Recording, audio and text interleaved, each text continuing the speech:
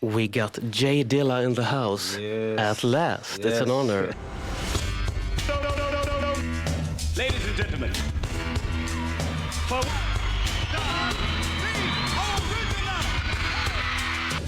J Dilla, the fucking beat king of all time. I really love this a lot.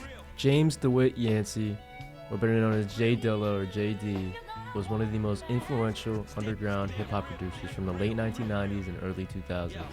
He grew up in Detroit with a house filled with music, and his dad was also a musician at the time, being a jazz bassist, and his mother an opera singer. In the early 1990s, J Dilla would start a group with T3 and Bateen to become Slum Village, a Detroit hip-hop group that would later become a huge collaborator with Tribe Called Quest and many other artists of that time. Legendary keyboardist Amp Fiddler taught J Dilla how to use the MPC-60, which later led him to master using the MPC-3000.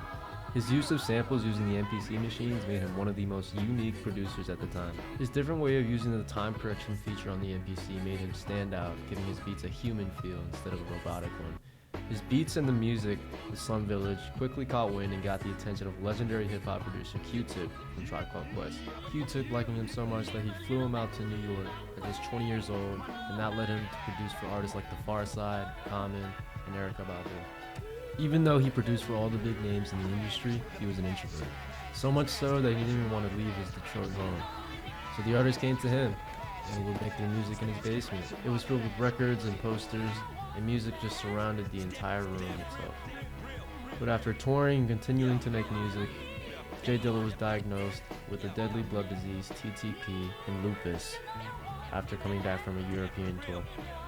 These two diseases left him completely bedridden, but didn't stop him from continuing his work on his next project that came out in 2006, Donuts. Donuts was his last project that he would ever release before his tragic passing in 2006.